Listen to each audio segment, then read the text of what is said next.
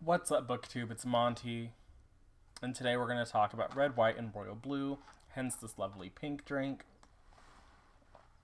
I finished this book back in March.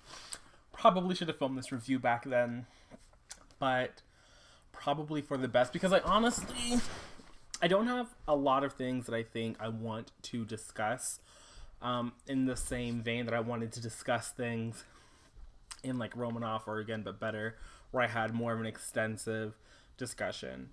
Because I still don't think I can really say just how this book touched me. Like, I've read a lot of male relationship stories. Which one I feel has been, better or worse depending on the characters. But with Red, White, and Royal Blue, there was something about Alex Claremont Diaz that is that even his. We're just gonna hope and pray that I am sitting here remembering people's full names accurately. There was something about Alex as a character that just really resonated with me, and I will admit, I'll leave a link to the review that I wrote shortly after. It's a lot shorter. It's a reasonable, manageable length to read. There was a concern while I was reading it that we were moving really fast. I do think that can be an issue for some people. Like, we cover a lot of ground, and I wasn't really expecting that. I don't know what I was expecting, to be honest. I remember when I requested the arc, I had just seen it pop up on my timeline a couple of times, and I knew that it was gay, and I knew that there was a prince involved, and that's really all I needed.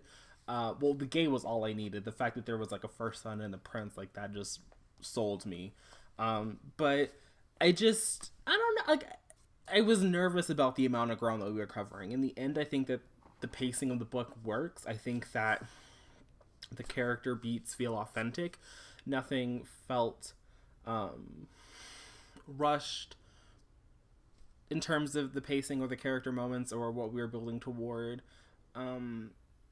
There was a moment at a rally, I want to say. It was a moment at a rally. I'll leave also a link. I think I did a Twitter thread of my live initial thoughts, so careful for spoilers because, like I said, like, these were my initial thoughts as I was reading them.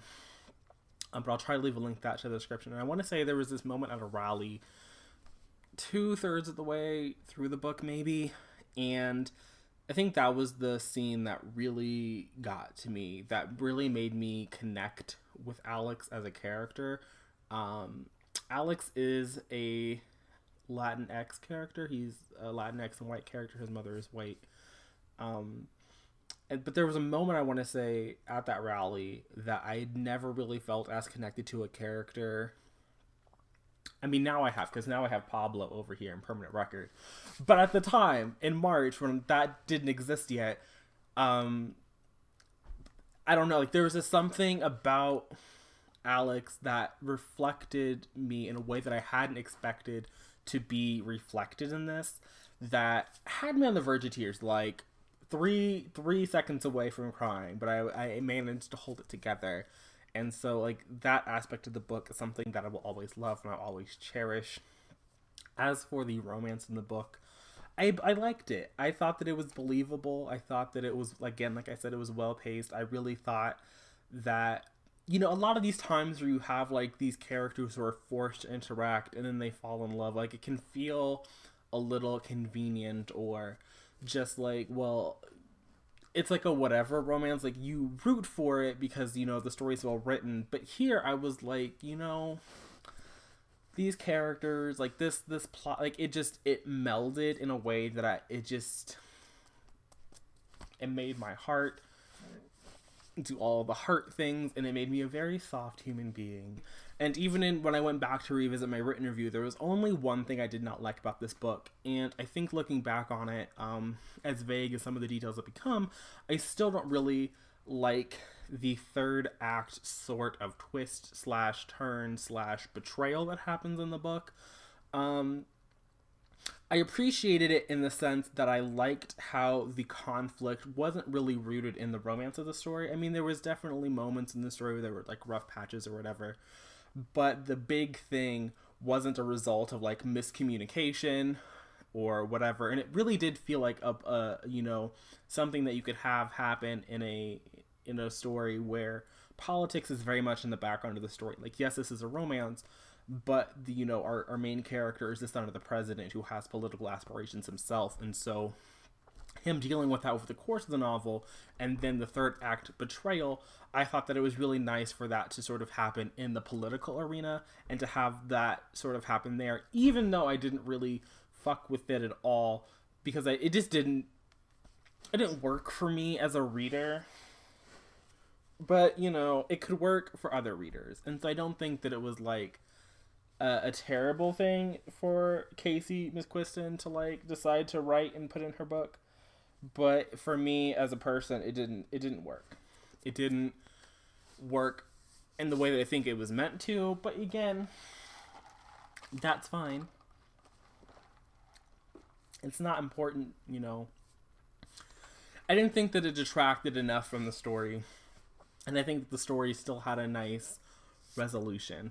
And the ending did work for me. And I will forever love Henry. And I will forever love Alex. Although I will say, I do need to point this out. I think there's a discussion the first third of the book when they're having their initial conversation after they've been, you know, forced to interact positively for PR reasons, where they're discussing the Star Wars franchise. And as a person who came to Star Wars last year, I sat down and I marathoned them over the course of like a month or so. It does bother me that they were going on and on about Empire Strikes Back being better. I think it was Empire. I'll have to, again, I commented on this in my Twitter thread. But Phantom Menace is right there. And Phantom Menace is definitely better than anything in the original trilogy. So their Star Wars opinions and my Star Wars opinions do not mesh. And so we do not agree there. But Alex and Henry, both as characters, I thought were really well established, and they were really great to read. Even Henry's sister, I forget her name. She was great.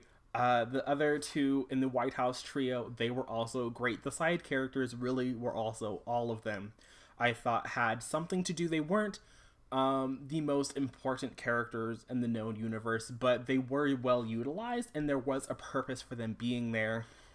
And I think that they were as well developed as, you know, a side character can be when, you know, it's not like an epic quest situation. Like, this is very much like a romance, and there's political stuff happening in the background, and, you know, their mother is trying to be reelected. And so they play more into that storyline, the B storyline of the reelection campaign.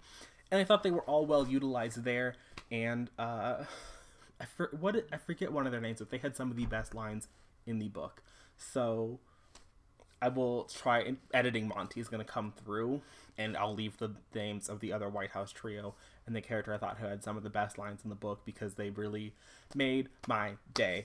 I normally don't really care about characters discovering their sexuality, but I really did appreciate seeing Henry not Henry. Well, I guess Henry had to like come out sort of, whatever. But not really. But Alex, when he was coming to terms with his, I believe he settles on a bisexual label. And I thought that all of those conversations, particularly, I think, So that I don't really care about those conversations. I'm just going to be 100% honest.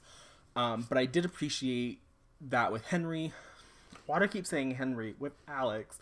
I appreciated that with Alex. It made, like I said, my heart very happy, do all the heart things. Honestly, cannot recommend this book enough. I don't think I've seen anybody who's read this come out of it and be like, don't read this. So I'm not going to be the first person. You need to read this. I don't know if you need to rush out and read it immediately, but I think if you're ever in a situation where you need something that is light, that has complex characters, that has a well-structured arc, that, you know, is easy to get through, that, you know, then this is the book. You know, when you're trying to break up your big fantasy reads, your big sci-fi reads, your more emotionally draining contemporaries, where you just need something that is going to make you smile, I think this is the perfect book to do that. But yeah, I honestly can recommend this book more. So if you haven't read it, get your pre-order in. It comes out on Tuesday. I'm trying to get this up Friday night, maybe Saturday, somewhere in that window. So now you know about it if it's somehow not been on your radar. It is now, like I just said. And I look forward to the comment section. I look forward to having a discussion. And I look forward to seeing you in my next video, whenever that happens to be. But until then, bye.